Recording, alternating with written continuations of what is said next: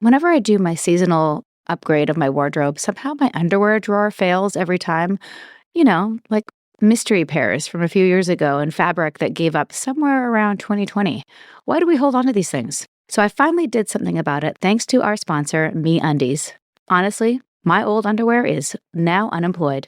The second you feel the fabric, you get it. It's that buttery soft, breathable, lightweight ultramodal that works, especially when it's hot and you're wearing as little as possible. No digging, no bunching, no riding up, just all-day comfort. And the prints, so fun. My drawer went from chaotic grab bag to, ooh, what am I wearing today? And they've got styles for everyone. Classic basics to bold seasonal prints. Sizes extra small to 4XL, all designed to actually fit real bodies. Plus, they used responsibly sourced materials, and if your first pair isn't love at first wear, their problem-free philosophy has you covered. Over 30 million pairs sold and 90,000 five-star reviews. So yeah, it's not just me. I'm loving this beautiful red matching bralette and high-waisted undie set that I got, and I've been actually giving the same thing to my girlfriends for their birthdays. Big hit. I also swapped out some of Nippy's outdated boxers because, yeah, he needed an upgrade too. Everybody's grateful all around. And people, it's just time to let your old underwear go sometimes, respectfully. Right now, as a listener of our show, you can get up to 50% off your first order plus free shipping at MeUndies.com/culty. Promo code culty. That's up to 50% off plus free shipping at MeUndies.com/culty. Promo code culty.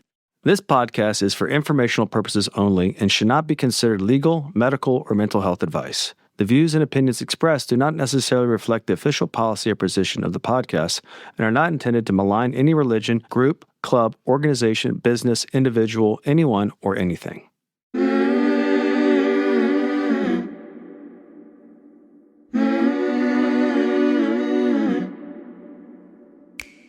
I'm Sarah Edmondson. And I'm Anthony Nippy Ames, and this is A Little Bit Culty. We woke up from a cult, and that journey was captured in The Vow on HBO and in my memoir, Scarred. Now, in this podcast, we break down the shame and secrets that make these experiences so destructive with honest conversations on how seemingly benign groups can cross into the cultiverse and how to spot and recover from trouble if it happens to you. Each week, we bring in experts, survivors, and whistleblowers to explore red flags, resilience, and even share a few laughs, because sometimes you gotta laugh. Subscribe to our Patreon for early and ad-free listening, some live Q&A, and exclusive content at patreon.com/alittlebitculty. Welcome to Season 8 of A Little Bit Culty.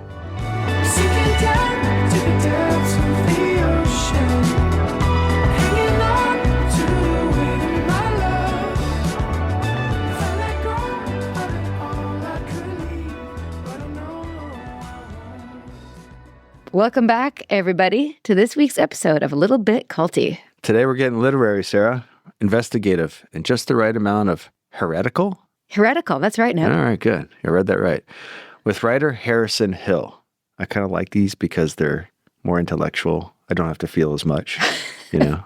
I did not cry in this episode. Harrison's a Charlottesville native, now holding it down in Brooklyn, with an MFA from Columbia and bylines in all the fancy places. The Cut, GQ, Vogue, Travel and Leisure, and more. Basically, he's got some receipts. His new book, The Oracle's Daughter, which we loved, devoured, takes us inside one of the wildest corners of the American cultiverse, ACMTC. Not to be confused with MTC Oil. ACMTC, the Aggressive Christianity Missions Training Corps. Yep, that's a real name. Story centers on Sarah Green, who grew up in that movement under the rule of her mother, Deborah Green, originally Lila Green. It's complex. The group's founder and self-proclaimed prophet. We talk about how Harrison turned the story from an article in The Cut into a full book deep dive, plus what the history of religious cults in America says about where we are now. How do we get from the Shakers to our current climate? Buckle up. This one's a trip through American faith, fanaticism, and family drama like you've never heard before. Here's part 1 with Harrison Hill.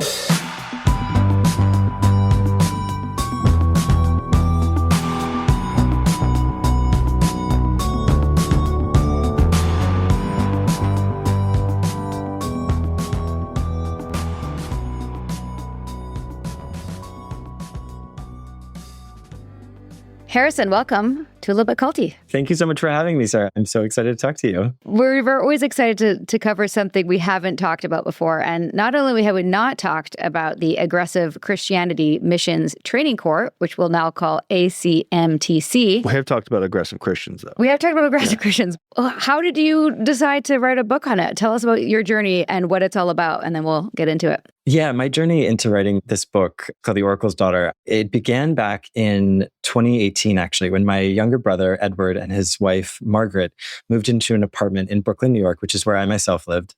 And it was a new building, and their apartment flooded one day, and the basement was just full of water. And this woman across the hallway saw what was going on, and she came over to help clean up.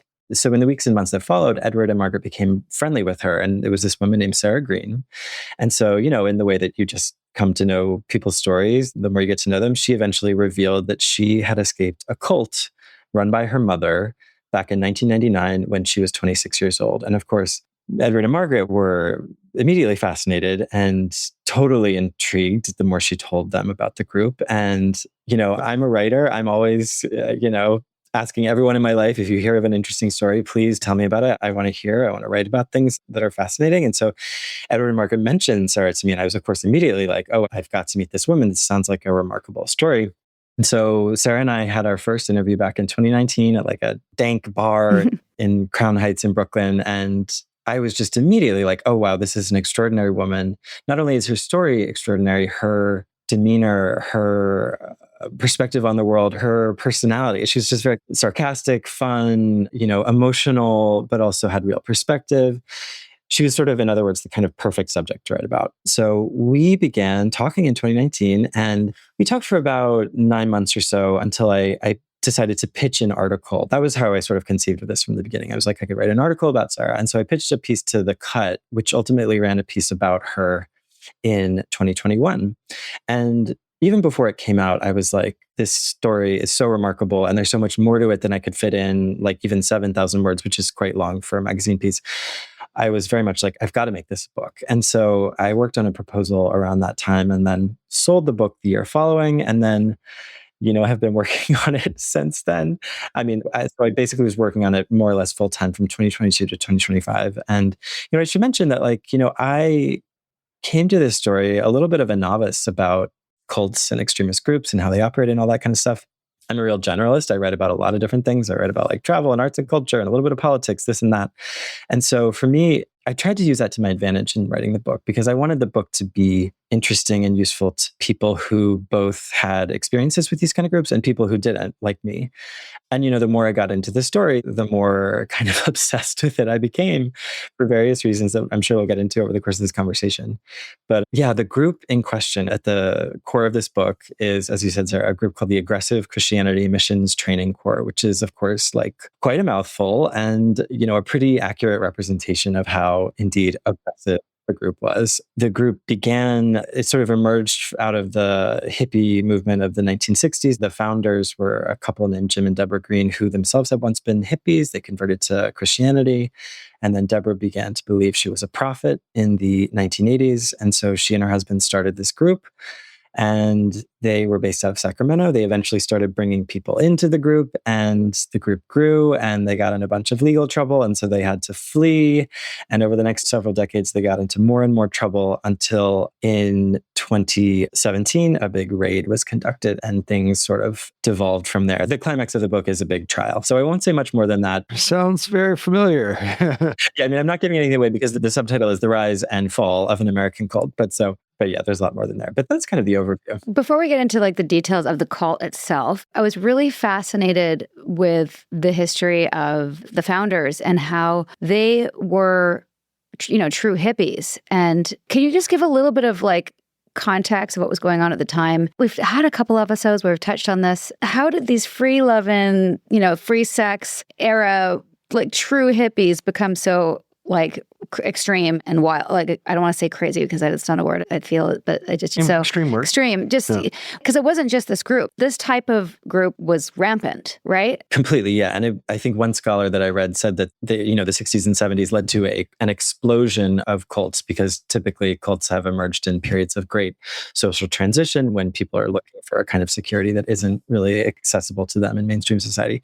But your question, Sarah, was like, how did this couple go from being, hardcore hippies to hardcore pseudo-Christians, is what I call them, because they really weren't Christians. They were their own kind of brand of stuff. But so Jim and Deborah were hippies. They came of age in the late 60s and early 1970s. Both of them came from, I should say, Deborah came from real poverty in West Sacramento. And when she was in her early 20s, when she was in college, her younger brother died. And it was this, obviously, it was just a catastrophic event in her life. And in many ways, it was sort of the central pivot of what was to become of her. And so, her life exploded and she was like, I have to get away. I can't be a part of regular society right now. I just need to, I think her phrasing was, I wanted to go to the woods and find a new way of life. And so she heard about an indigenous man named Sun Bear, who had started a commune in the woods outside of Sacramento called the Bear Tribe. And in the Bear Tribe was the sort of, I would say, the first brush she had with extremism. It was this group where there was a mix of indigenous people and not indigenous people, and they all took indigenous names. And it was not sort of like a group of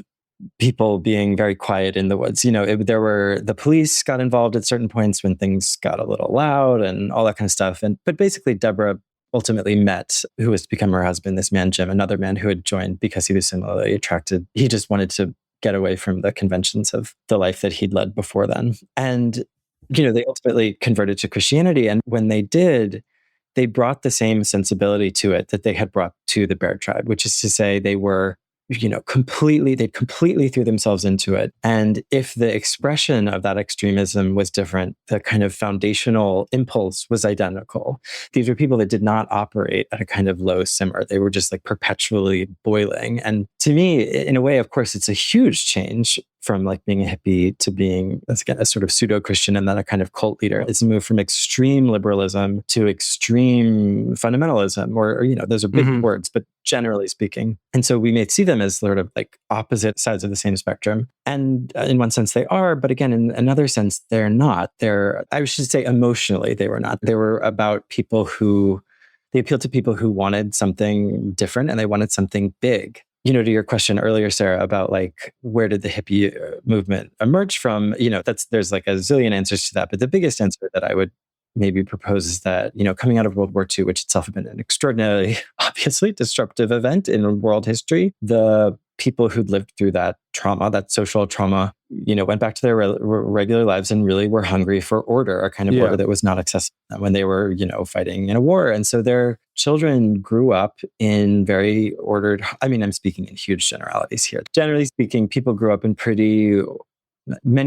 in kind of ordered homes where people who hadn't had a lot of order in their young adulthoods were like, okay, I'm going to create this with my families. I'm going to create some sort of order. And of course, as young people do, the kids reacted against that. And, the counterculture was the expression of that reaction. There are so many more reasons. The war that are not really Vietnam War. And there's this huge social change. But to me, those are kind of that's the major catalyst as far as my reading of the research is. Can I just say one point that really stuck out in my book that I thought was so interesting was that you talked about how when these women, Lila and also Maura, is it Maura? Is that how you say her name? Yeah, and I should just say for the audience's clarification, Lila was this woman's name when she was born. She ultimately became Deborah when she started to believe she was a prophet.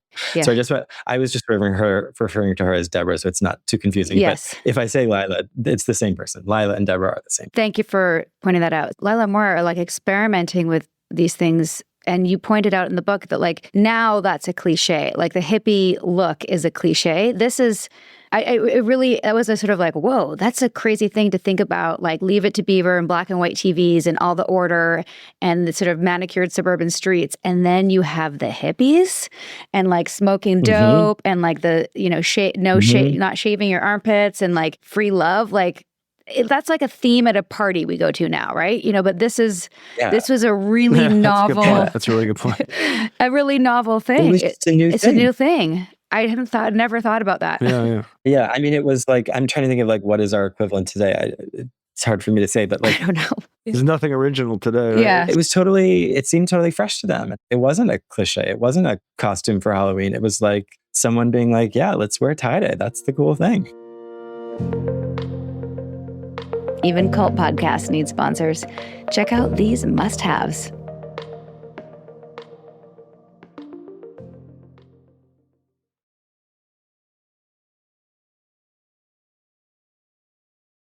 Thank you, sponsors. We couldn't do it without you. Now let's get back to the show. I've given you this example before. We were talking about it. You've seen the TV show Mad Men, right? Of course, yeah. Yeah. And I think I saw an article, or it might have even been a meme. And the final episode, I think, is something to do with... Are you going to give away a plot twist? No, it's they're doing the famous Coke commercial. I'd like to give the world a Coke. It's a peace thing, but the commentary in the show in Mad Men is illustrating how the movement had been absorbed by corporate. And had now been kind of like corporate America had taken on the message, embraced it, and they'd kind of become one and the same. Maybe you move the meter forward, but capitalism's not that bad is kind of the message, right? And then the hippies kind of get absorbed and grew up to be yuppies, or they ended up being kind of, they stayed in their lane, but they'd integrated enough into culture and society where capitalism hadn't really rejected them and been as rigid. Maybe they had some success, but ultimately capitalism and corporate won, so to speak. Again, I'm speaking in generalities, but I think that was the message of that episode. Interesting. Yeah, interesting. Suffice to say that these things go on, and either they become, and we look back on them historically as movements because of that, but some of them don't. Some of them just flame out. Most of them flame out. Yeah. Right. And most cults flame out, like they're designed that way. Many do, because there's only so far often you can go before authorities are like, please stop. Yeah.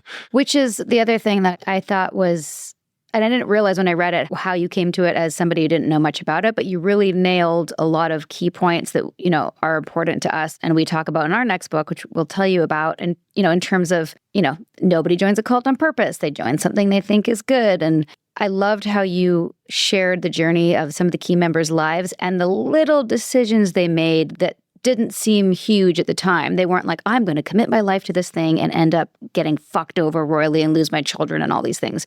They're like, I'm going to respond to this letter, which might lead me to go visit this person who's going to invite me to this thing. Like, it's very slow, gradual steps. How did you uncover all that? Like, what was your interview process? Yeah, it was so fun and interesting and overwhelming and thrilling. I mean, I think the main thing is like, a project of this nature takes just a tremendous amount of time. So I would just say like time. I spent a great amount of time just educating myself in the world generally. And then, you meet one person and they lead you to another person and they lead you to three people and all that kind of thing. So it's really a question of just like relationship building and coming to people with a sincere sense of like, I want to hear what you have to say. I want to learn. Coming to people with a sincere sense of that, I think, is what generates trust with people. And like, I should also just mention, this book is not a memoir. This is a work of investigative journalism. And so what was incumbent on me was to, I'm not on anybody's side per se. Right. Like I hope I represent a lot of different perspectives, but, I'm coming at this as like an objective outside journalist. And so what that meant was that I had to talk to like a zillion people and really represent different perspectives, some of which I don't really agree with, but I think that people have to be given their say. And because of that, the repertorial lift was quite high. I did a bunch of traveling too, which was part of what I really loved about it. So the cult began in Sacramento, as I mentioned, and I got to just kind of walk around what used to be the compound. And it's just kind of mind blowing because it's this like ordinary street in a residential part of the city that you look at it and you're like, okay, yeah, those are like three houses. Like, okay, fine. But it's like, no, 30 years ago, there were like groups of people like hurling themselves to the ground, screaming, trying to get their demons of nicotine, caffeine, and lust, whatever, hurled out of them and, waving invisible demon slaying swords and all this kind of thing. And yet you see it from the outside now and it's just like, oh yeah, that's just the house where like Bob and Sue might live. Yeah. So you were asking about the reporting journey. Yeah. And like, there's a huge legal component to the book. I won't talk about it because I I hope I don't want to give too much away for people who will hopefully read the book, but like part of what was so amazing about this story was that the legal paper trail was just hugely substantial. I mean, tens of thousands of pages of documents. And because of that, for like a journalist, it's just like thrilling when someone says, oh, I have a box of documents. Do you want to see these? And you're just, yes, yes. And so what that also means is that like you can bring a certain authority and a certain amount of confidence to things. When people say things under oath, there's like more validity to them. That doesn't necessarily mean they're telling the truth, but it's helpful. You have forensics, yeah. Yeah, you have forensics, and a lot of it is contemporaneous. Yeah, so you get things that like the initial legal trouble that the group got into was in the 1980s. And so, but a lot of people had written things down because of a lawsuit that took place then. And I got access to those documents. And so it's one thing to talk to somebody about something that happened in 1989, like today. It's another to talk to them about 1989 when they were keeping like basically a journal, like they have there's a real immediacy and kind of texture to it. And that was also part of what made me really attracted to the material, which is that like, I think that this is like just a knockout story. I mean, that has nothing to do with me. I just think that the like narrative structure of what happened to this group and how the broader thematic resonances of it, I think that they're just kind of a knockout. Well, you're a journalist / scientist at this point in a lot of ways, right? Sort of, yeah. Yeah. No, you were saying because it had context in 1989 and reading journals from 1989, it offered. Yeah. And the other thing is like there was a big trial. And so you have literally recordings, like verbatim recordings of things that people said. And for a nonfiction writer, like that is just a goldmine because, when people are reconstructing dialogue after the fact, you have to be a little incredulous. You have to like kind of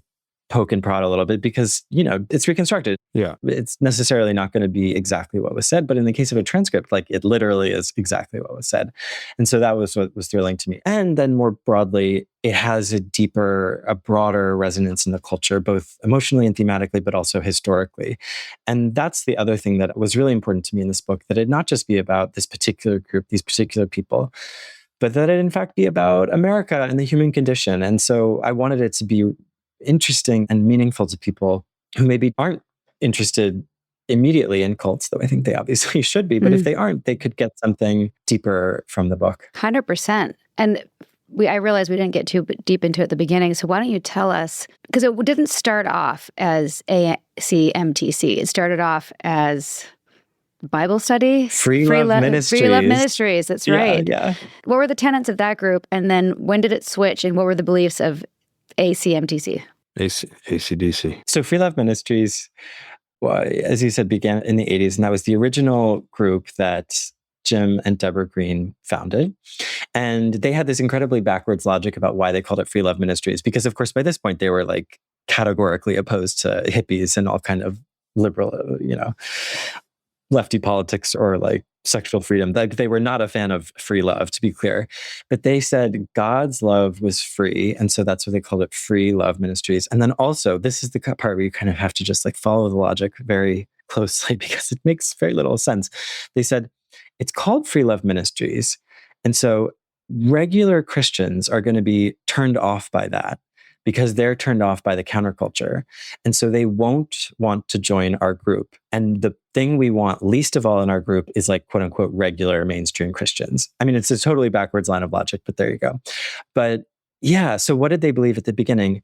What was really interesting, and is also kind of hard to pin down, was that there were elements of just like really mainstream standard Christianity there. Like they didn't begin by saying like, okay, we believe that we were born on Jupiter and now we're flying to Mars. Like it was a much more recognizable belief system, which is to say Christianity in which Jesus was at the center, that's based off of this idea of forgiveness and redemption and all that kind of stuff. So that was all there from the beginning, but they just took everything. I mean, I would say they took it to an 11. They took it to like 111. They just amped everything up so loud that it kind of it became completely untethered from that original belief system. So they said that regular Christians were 10% Christians, but they were 100% Christians. They called regular Christians pew warmers and who worshiped the one-eyed devil, which is television. And so, again, you have recognizable parts of Christianity. I mean, they quoted the Bible endlessly. They talked about Jesus and God and forgiveness and such, but they just amped it up so crazily that it became really something else. And so ultimately, what it came to believe, there were also just like a bunch of really wild practices that were central to the belief system. One of them was called deliverance, which was this practice in which it was a kind of exorcism where people could, one of the leaders said, people could have up to 6,000 demons at a time in them. And it was this perpetual thing where believers had to be exercising or delivering of each other of their demons just on a daily, I mean, sure, even hourly kind of basis. And these weren't just things like demons of lust and like anger, sins that we recognizable Christian sins. They were, as I mentioned earlier, things like caffeine, nicotine, but also things like laziness or like tired, fatigue. So if they were ever tired, the leaders would say, you're possessed by a demon of fatigue. And then they would do this sort of like little exorcism, which, of course, probably made them a little more tired, but they'd been exorcised of their demon of fatigue. So to be good soldiers. It was an opportunity for them to remove and control them to be obedient. For sure. Yeah. It was this feeling of like, well, there are a couple of things. It's like, they just worked so hard that they were too exhausted to kind of have the mental capacity to like understand what was happening to them. Secondly, I mean, they were really charismatic and really convincing and very confident. I mean, I think human beings are just like deeply attracted to confidence and certainty. And what Jim and Deborah offered was extreme confidence and extreme certainty, especially on the part of Deborah, who was really the spiritual leader of the group. That was really attractive to people. And also, there are all these just practically attractive things, like you could go and get dinner there. You could go and get clothes there. You could go and get a job. They were associated with a frame and art store in Sacramento. And so if you're, 22 and you don't have a lot going on and you're seeking like a sort of spiritual and emotional and all those kinds of meanings, you also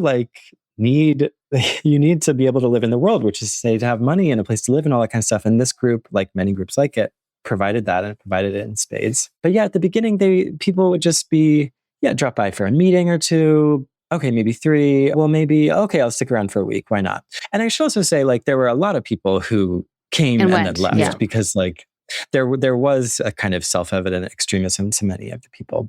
I think that feature in cults, the ability to come and leave or perceptually come and leave, bodes well for the growth of a cult. Because there's always gonna be a group of people that say, well, I went and did it and it was fine. And that was one of the things that legitimized us at certain points. But once you get close and you've been indoctrinated, that's when they tighten the screws. And also agree. And to that point, like the leader can always say, of course, we're not a cult or we're not dangerous because look, and you can examples. Come and go. Yeah. People come and go. So if you're here, you're staying. Exactly. You're staying because you choose to, right? It's clever. It's such a deceptive and it's such a lie because like, okay, physically, sure, you can come and go, but there are mental and emotional barriers too. And to say like those don't exist is just really false. Exactly. Plays into it would never happen to me. Yeah. You follow a couple main people, Deborah, earlier Lily, Jim, and then tell us a little bit about Maura. Am I saying her name right? Maura? Maura, okay. That's correct, yeah. So Maura, the reason I was going to say her is because she's somebody who I'm reading her story and being like, you can go, you can leave, but she doesn't. Yeah. And because she's a different emotional hook. It's not a physical hook, it's an emotional hook. So tell us a little about her journey and how you met her. Totally. Yeah. So the story, the book, at the center of the book are 3 women. The first woman is Deborah Green, the leader, as we were talking about. The second woman is her daughter, Sarah, who is on the cover. She's, I don't know if you want to show the cover, but it's like a big face. It's a big face there. That's Sarah Green. Yeah. She is the titular oracle's daughter.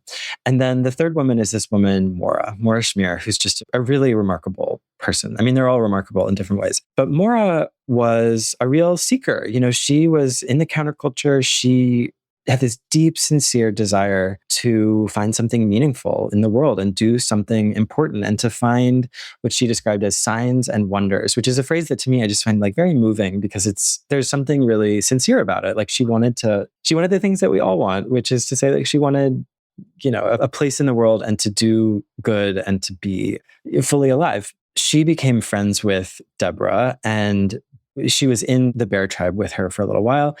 Their friendship splintered pretty early on.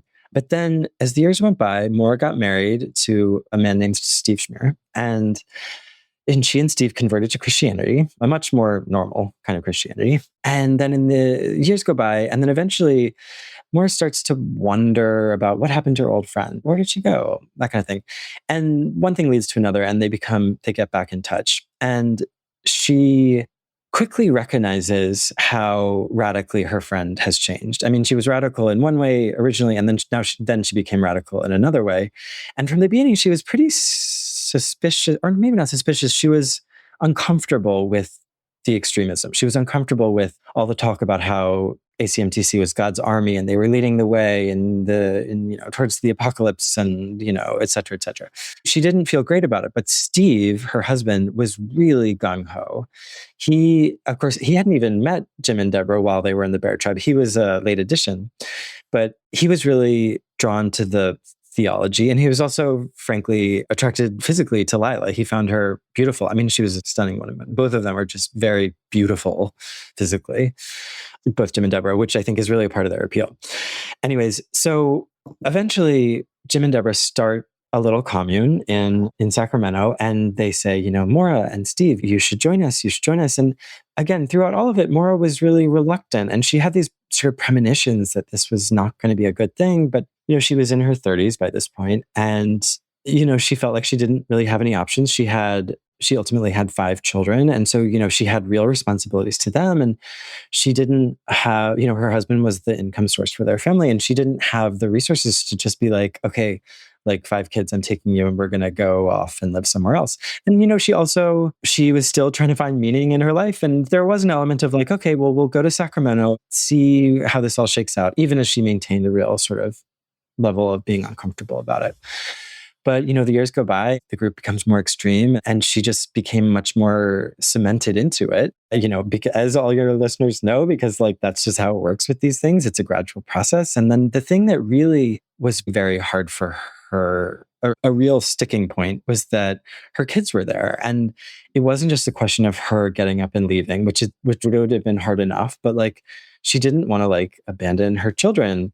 And that was a big part of it. So yeah, her story there's so much more from there, but that's sort of the very beginning of her story and how she got drawn and why she stayed. Time to deprogram. Listen up for our sponsor's latest offer.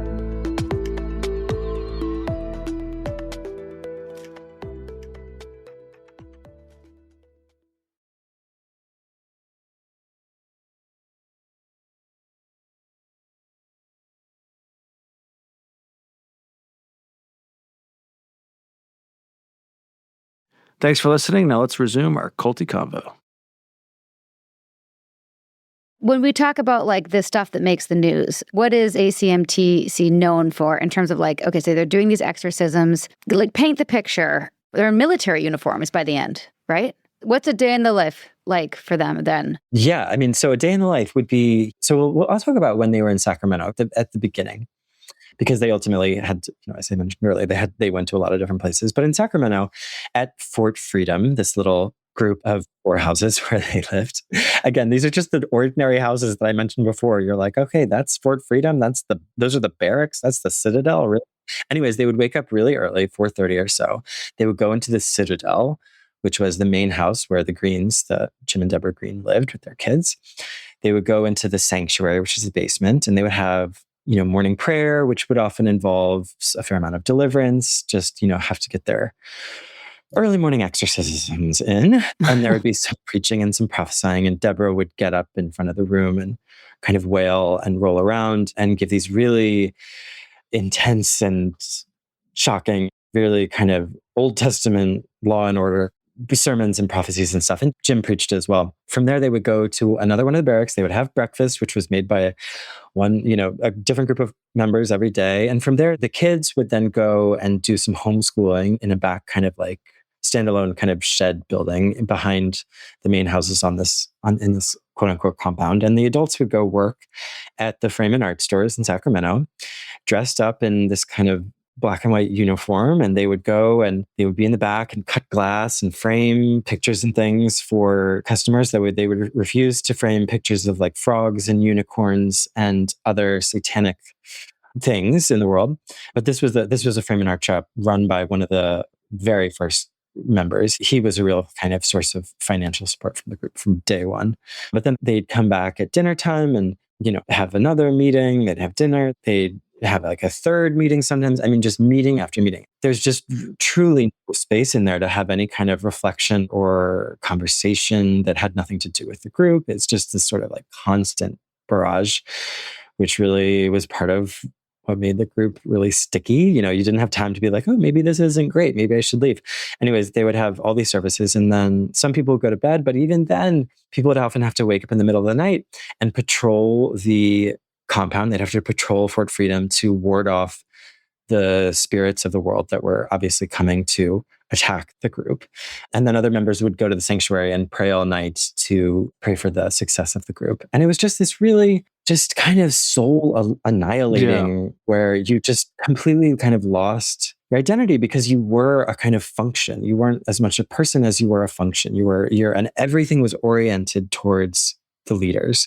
It wasn't about your individual families, because plenty of people had spouses and kids and that kind of thing. But it was that, no, if you're too focused on your family, you're committing spiritual adultery. You're cheating on God with your spouse, or you're cheating on God by looking after your children. And so part of what was really important for the leaders was in breaking up those family bonds. And yeah, I mean, that's a really consistent thing with these kinds of groups. Consistent and so tragic. Like, there's just been so many groups we've covered where it's like, if God is not first, you are sinning. Well, the family unit is the only thing that can usurp commitment. It's one of the things that helped us get out. Like, I never let it get in the way of our family. So it was always something that was going to be a priority. Yeah.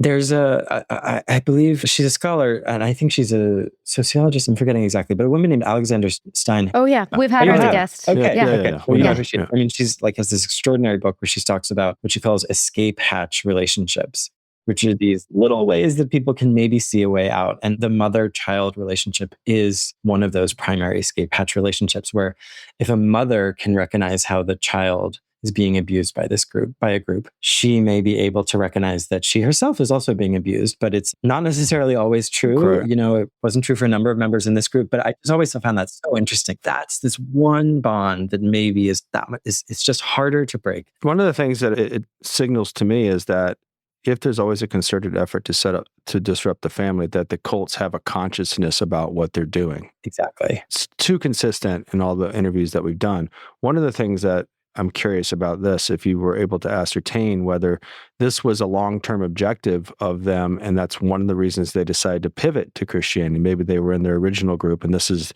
something that they had in their mind, or do you think it was something that snowballed once they recognized they had more power, and then, power corrupts, the whole thing about that. What was your kind of value judgment on that in hindsight, and what's your take?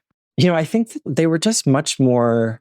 There was something a little less like, I don't know what the word would be, maybe conniving or something. Like they really believed what they were talking about. And there was no kind of like backroom, like, oh, if we do this, then we'll get that. It was sincerely like, this was their read of the Bible.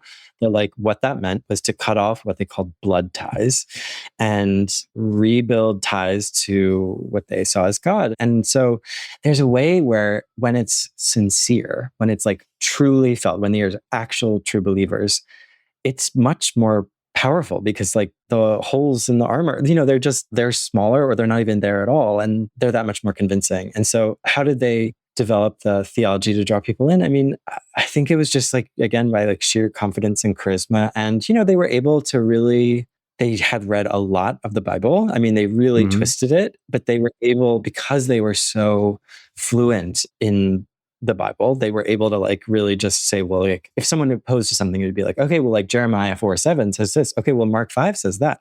Oh, you feel this way? Well, you better check out Exodus 3:5. And like they could always pull these verses out of the air. Appeal to authority. Which maybe in isolation. Yeah. But, again, it's not it's not representative. It's like anybody can pick and choose. And interpret what they pick and choose. Exactly, yeah. Right. It's so not clear. There's a lot of nebulous guardrails there, open for interpretation and abuse. Really what it is. It's abuse. Yeah, totally. Why don't we take a little break there and come back for part 2 and hear about how Sarah escapes and everything that happens with the downfall. We'll save the juicy bits for the book and then tie into what you've extrapolated from, your history deep dive and what's happening now in the world. How's that sound? Sounds great. All right, everybody. See you next Thursday. It's coming Thursday on A Little Bit Culty with Harrison Hill. Sinking down to the depths of the ocean, hanging on to the weight of my love.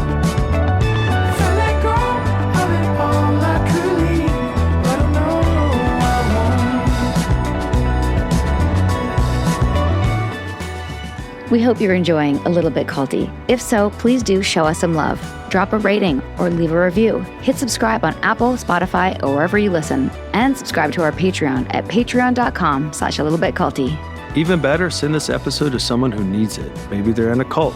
Maybe they're just a little bit susceptible. Or maybe they just love a good story. Spread the word, spread the love. Thanks for listening, and see you next time. A Little Bit Culty is a Trace 120 production. Executive produced by Sarah Edmondson and Anthony Nippy Ames in collaboration with producer Will Rutherford at Citizens of Sound. Our co-creator is Jess Temple Tardy. Our production coordinator is Leslie Dinsmore.